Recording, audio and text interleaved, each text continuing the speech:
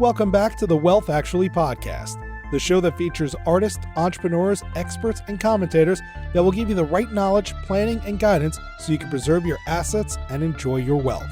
Learn more and subscribe today at wealthactually.com. And now, here's your host, Fraser Rice. Welcome back to the Wealth Actually podcast. I'm Fraser Rice. Today we're joined by LEONORA Williamson. She's Nashville-based and the founder of Platinum Rule Advisors. She's also a lecturer in negotiation and corporate social responsibility at Vanderbilt University. We're going to talk a little bit about what the human capital component is in terms of business and family office operations, and discuss a little bit about the intersection that goes on and where families can do better in terms of understanding their strengths within their people and how they can find others to help them get to their goals. LEONORA, welcome aboard. Thank you, Fraser. It's an honor to be here, and I'm really excited to have this very important conversation with you. You come at a good time because I think people are coming out of COVID, the markets are going crazy, and lots of people in the family wealth space have taken a lot of stock in what they do, both from an investment perspective, but also how they operate not only their businesses, but their family units themselves. So you're coming on at probably exactly the right time where people are emerging and trying to figure out where things are going right in the near future. Tell us a little bit about your background and how you got to this place. Sure. My professional background is out of undergraduate. I did M&A on Wall Street for a little while, and then went back to business school, did my MBA, and out of MBA, I did management consulting at the Boston Consulting Group. I should say my Wall Street stint was at JP Morgan. After working in two different types of professional services, I decided I wanted to work in a company that made something. So I went to work for the Estee Lauder companies. Talk about an incredible family business where the founder, Mrs. Estee Lauder's legacy was very present throughout everything we did. Then, like many women, I left the workforce to focus on being a mom. And life took me from the Northeast, where I'm from, to Chattanooga, Tennessee, where, among other activities, some women, including your colleague Betsy Brown and I, looked around in 2013 and saw that there was an entrepreneurial ecosystem that was leaving women out of the conversation. And regardless of one's gender politics, that's not reflective of who's consuming goods and services in the US. So we decided to throw capital at the problem, and we raised an angel investment fund for female-led companies across the Southeast. And the majority of our investors were women as well. So it was a really exciting time to bring women to the table from a capital raising perspective, as well as from an entrepreneurial perspective.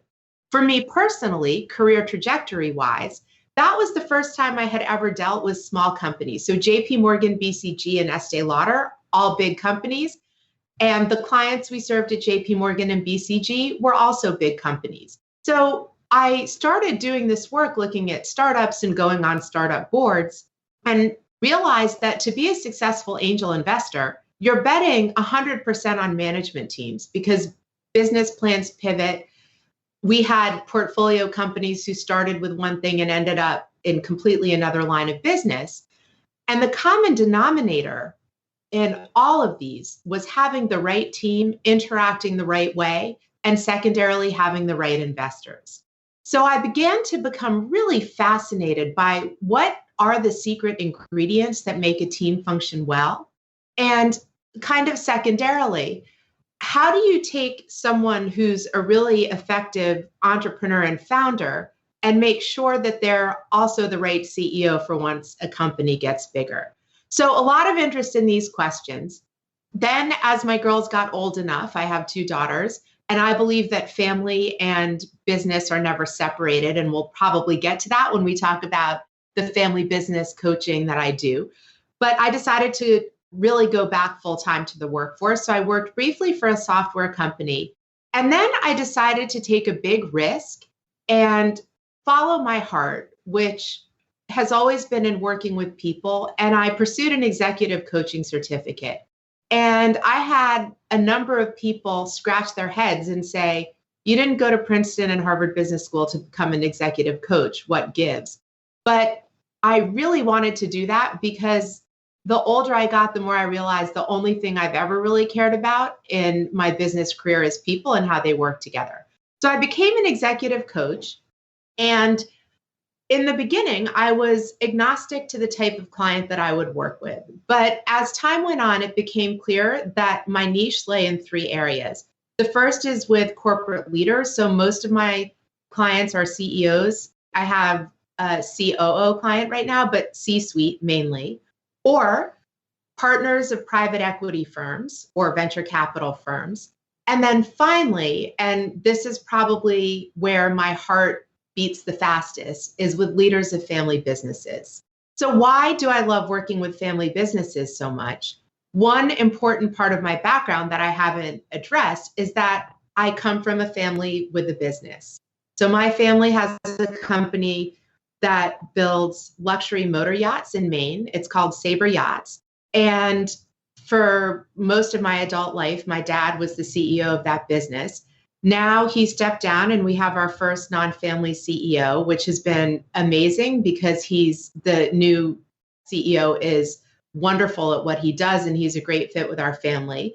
And I serve on the board of our family's company. So I think the reason that the place I focus most in my career now is on family business coaching is because I'm from a family business. And when you gave your introduction, you said something that I thought was really insightful and important. You said, now you have a lot of family business owners taking stock of both their businesses, but the family systems around them. And that's exactly right. In family business, those two things are never separate.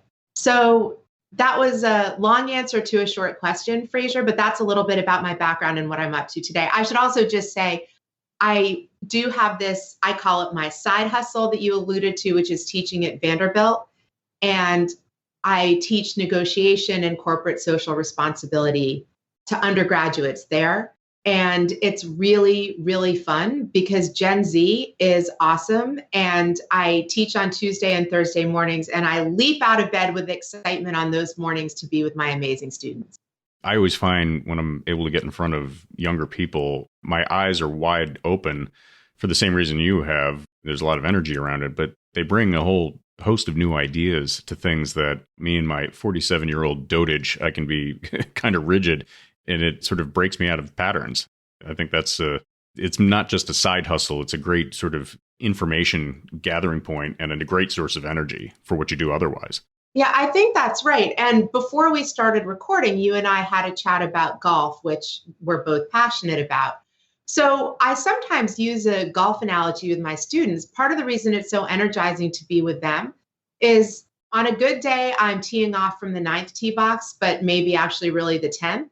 They're on the first tee box. They've got the whole round ahead of them. And the potential they have to do things is unlimited. And interestingly, because a lot of my students know that I do work with family businesses, many of them have come to me to talk about their own family businesses.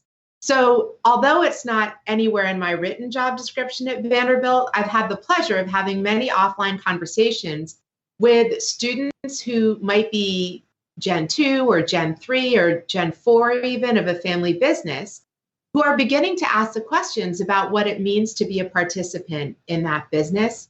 So if I could wave a magic wand and make a dream come true, I would be offering a family business class for students at Vanderbilt whose families have businesses.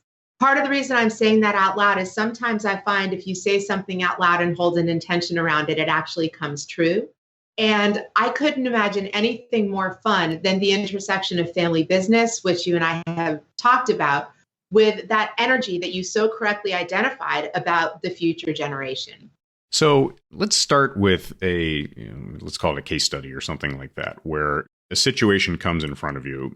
How do you sort of get your arms around the totality of what's going on? You have to, in some ways, learn what the business is, definitely learn who the personalities are, and take stock of their strengths and weaknesses. My guess is that you take in a lot of data and so on, but a big part of it is in the assessment of the people and the situation that's going on. How do you do that? What a great question, because you're right. There are so many moving parts. In a family business, if we were working on a typical family business engagement, and I partner with a firm in Chicago called LK Advisors to do a lot of this work. So when I say we, I mean my partners Tom Levinson and Elizabeth Keefe in Chicago. So In a family business coaching engagement, the first thing to understand is what are you dealing with?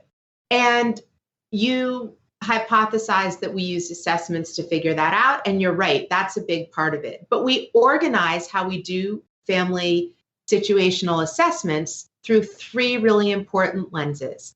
And I want our listeners to be mentally drawing a Venn diagram on a blackboard as I talk through this. So the first circle of the Venn diagram is the business. What is the industry? How big? How many employees? Do you have family members working there or not? What is the health of the business? What does the balance sheet look like?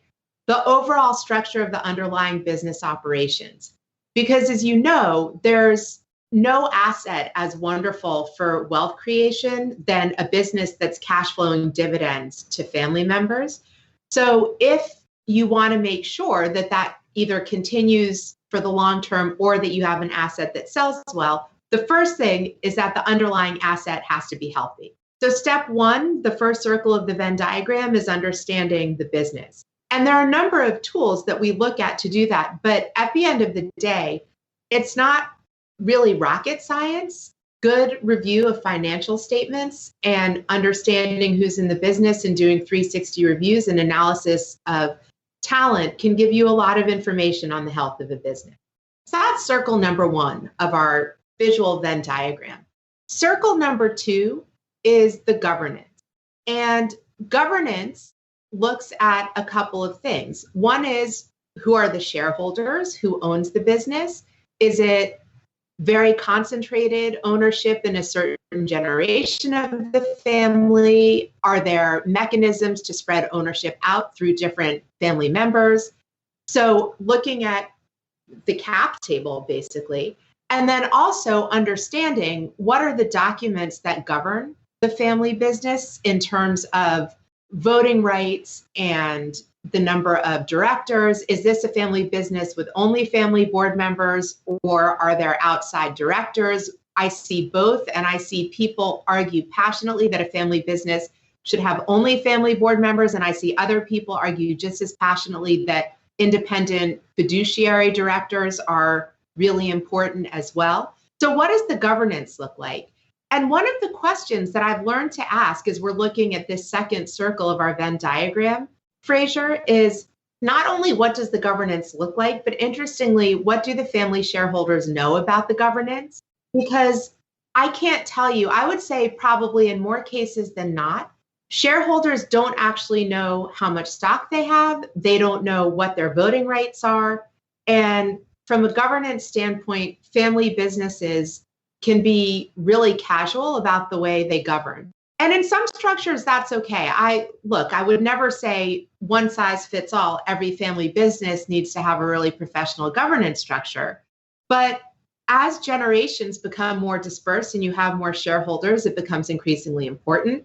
And if you're ever preparing for a liquidity event like a sale, it also becomes really important. So the time to work on tricky issues is when nothing is tricky. So if you're in a family business, if you're listening to this and you're in a family business where your governance is lax, but you're hoping someday down the road that you're going to have a liquidity event or have an asset you can pass on to future generations, it's probably not a bad idea to take a look at that circle number 2 of your Venn diagram, which is your governance. So business operations, governance, and the third part of the circle, which is the most sensitive, but the most important, is the family system. In a family business, the same people sitting around the board table are sitting around the Thanksgiving table. And in a healthy family business, both those experiences should be positive. And that's not always the case. So when we go to that third circle of the Venn diagram, we begin to lean on the world of family system psychology and a lot of tools from human capital assessment, like executive coaching and team dynamics, to begin to understand what's at play in this family system. And every family, if we think of Venn diagrams as circles that overlap, every family has a different pattern of overlap. I've seen families where those 3 circles are collapsed on each other. And the first thing we need to do in an engagement is pick them apart to just get clear about where boundaries are. And I've seen others where families have been very organized and proactive in keeping separation between those three circles. But the place to start on a family engagement is to look through those three lenses. And generally, there's a family member who's interested in driving this project. So you have a sponsor, and you figure out from the sponsor who are the right stakeholders in all three of those systems. So who are the key managers from an operations standpoint? Who are the key advisors from a governance standpoint?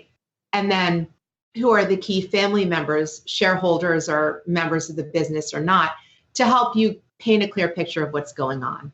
So tons to unpack there. You've got a three prism approach to analyzing and sort of getting your arms around the engagement. I guess the first thing that comes to mind is when you're brought on board and taking a look at these things, what happens if you don't have full buy-in? Or is it usual that most people have within the structure, either at the governance level or at the family level, there's some buy-in in the concept that either there needs to be an assessment to understand where they are, or there's been some sort of strategic decision to say, okay, the business needs to be, maybe for lack of a better word, professionalized, or have structures put in place to get it ready for a transition. Or maybe there's been some sort of trauma, maybe a death in the family that was unexpected or something like that, and that changes things. What happens though if the organization, business and family, et cetera, come to you and it's not quite so unanimous in the goals that they have? What a great question, Fraser, because I've never seen an engagement where a family is all on the same page for the goals that they have. And if they were, they probably wouldn't need our help. So what you ask is not a hypothetical question. It's actually the case every time.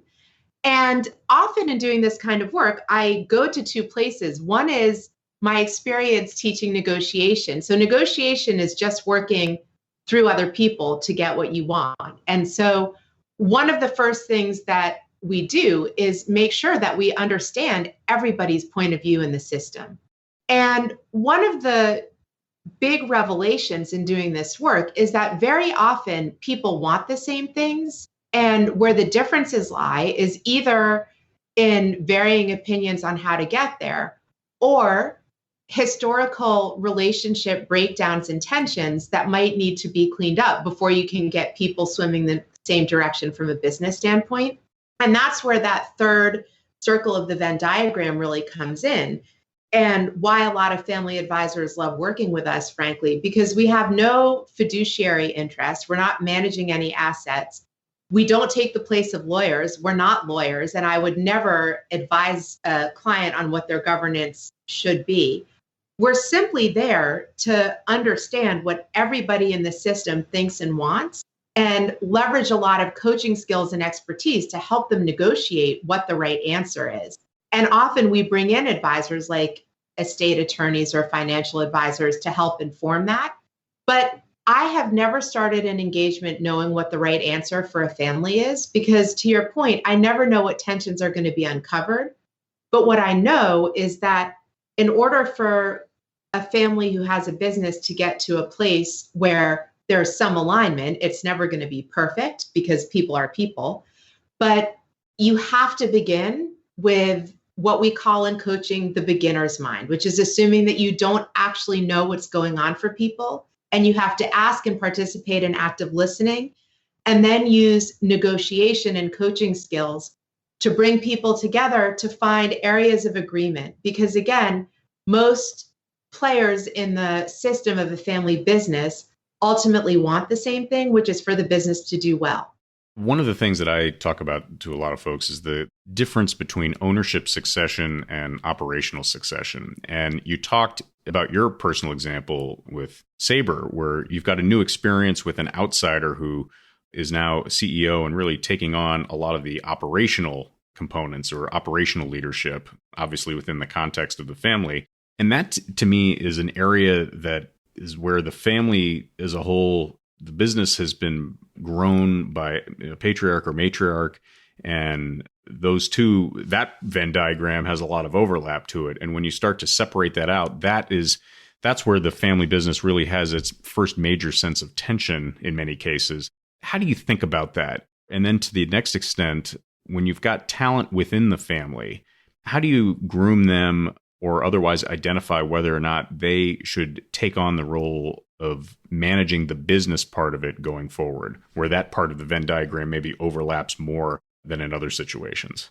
So I think there are two questions in what you said, and I'm going to answer them in this order, if that's okay. The first is, what has the experience been like for us having a non-family CEO? And I'm happy to talk about that a little. And then the second is, just in general, how do you think about bringing family members into the operations of a family business? Did I hear those questions correctly? Yes. Okay. So in the case of our family, we've been really lucky. My father was the patriarch who was running the business for a long time. And I'm one of four siblings. And interestingly, it wouldn't have worked for any of us to take over the business. So two of my sisters aren't in the field of business at all. My brother has a career in the finance industry, not based in Maine, which is where our company is. And I live in Nashville and will stay here because my children's father is in Tennessee. So for us, a lot of the reason there was no kind of next generation to take over operations is because from a geography standpoint, none of us are in the right place. But more importantly, I would argue that if someone had been doing a beauty contest between me, my brother, and the CEO that we have, somebody really strategically looking at who's the best manager for our family's business would have picked the CEO we have today, because he's trained in boat building, he's trained in engineering, he's got a whole raft of competencies that no one in my family has. So what really is the best thing for the business? It's absolutely for Aaron to be its CEO, and he's doing an incredible job. He also worked with my dad for a long time to retain the culture of the company. So we're a manufacturing company in rural Maine. So we need a lot of highly skilled laborers. And it's really important that the community knows that we treat our people really, really well with good healthcare benefits and other things, because otherwise we would lose our ability to attract talent. And already attracting talent is hard. So in our family, there's a unanimous feeling that we have exactly the right person running the company right now. So from an operations standpoint, in our case, there wasn't tension in that passing of the baton, which isn't to say that other families don't have that. Just in our case, we were really lucky. So that's question one. Question two, how do you think about bringing family members into the business, particularly if it's someone young who's being groomed for leadership? Because that's often a scenario you see in a family business. So there are a couple of best practices that I would encourage anyone with a family business to think about if they haven't. The first is, what is the policy on family members entering the business? And the policy is best formed at a time when there are no family members thinking of entering the business, because then it's clearly an objective set of criteria that aren't being tailored to accommodate any particular family member. So some of the things that companies require is that a family employee go work somewhere else first. I have a client with a family-owned business, and they ask all of the family members entering to go work for a couple of years. They're in the retail business, to go work at another retailer to get their chops in a place where the last name means nothing. So that's one model. The other thing is, you need to decide when you bring someone, a family member, into a business, what level of seniority are you going to place them in? Are you going to start them at the bottom of the pyramid and have them work their way up, which often has great results in terms of gaining credibility and building relationship with employees of the company? Or are you going to say, look, the person who's running the company right now is 60 and only has 5 more years of working. We've got to get this young person into a senior management role right away so they can learn. Any of those models is okay, but it's being intentional about how you set that up. And then once you've brought the family member into the role, it's being really clear about performance metrics. Should the performance metrics be the same as for other employees? Should family members have more lax standards, or should they be held to higher standards? And like anything in family business, there's no one size fits all, except that owners of family businesses and managers of family businesses should be having these conversations so that there's clarity and consistency. So I think about it a lot with the 2 C's of clarity and consistency. Those are the silver bullets for bringing family members into the business. It strikes me, too, that Many times the wreckage of families from a wealth perspective, and then ultimately in the family business perspective too, comes in that communication. Those two C's, they have to get out. That information has to get out to certain family members. And it sounds like the idea of having a policy ahead of time as to how communication is disseminated amongst family members is a good way to build that context so that the why of the decision making corresponds with the actual decisions that are made, and it reduces the potential for baggage going forward. That's exactly right. And that's why we look at family businesses through this triad of lenses. So if you think about it, hiring decisions are firmly in the territory of business operations. And when you're writing those policies, you probably need to look next door to the family system to see who actually are the people who might be affected by this going forward. And you also need to look at the governance system to see, is there anything in the governance that's going to stop you from properly implementing this policy? And so understanding not only where certain decisions reside. So for example, I would argue the board of a family company shouldn't be making decisions about the hiring criteria for family members. I would argue that that's firmly in the court of senior management. But it's all interconnected in a family business. And the important thing for family businesses is to be working with people who understand those subtleties and when it's appropriate to be looking through which lens, because for most families at the end of the day, the goal is to have a successful business and a happy family. And I mentioned working for Estee Lauder before, and I would say that Estee Lauder is the OG of well-run family businesses. Yeah, I would too. For many years, Leonard Lauder, who's one of my personal heroes, was at the helm of that business.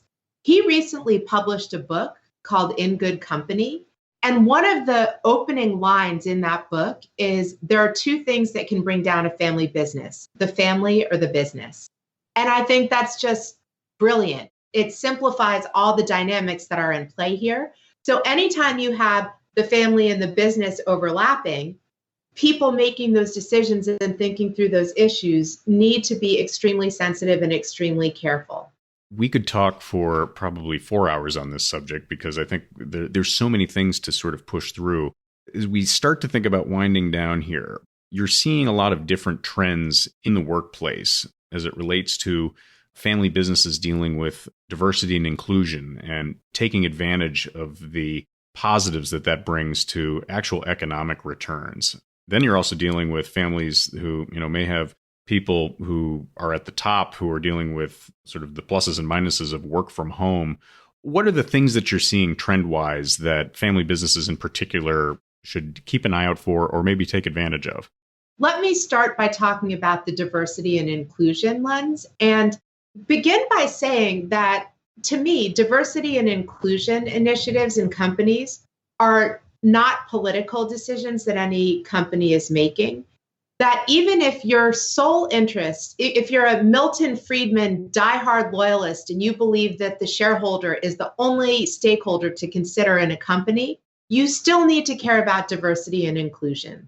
So the reason is, as you alluded to, diverse teams yield better returns. And I read a study actually just this morning that diverse teams where diversity means racial diversity and gender diversity, as well as age diversity, on average yield financial returns that are 25% better than non-diverse teams.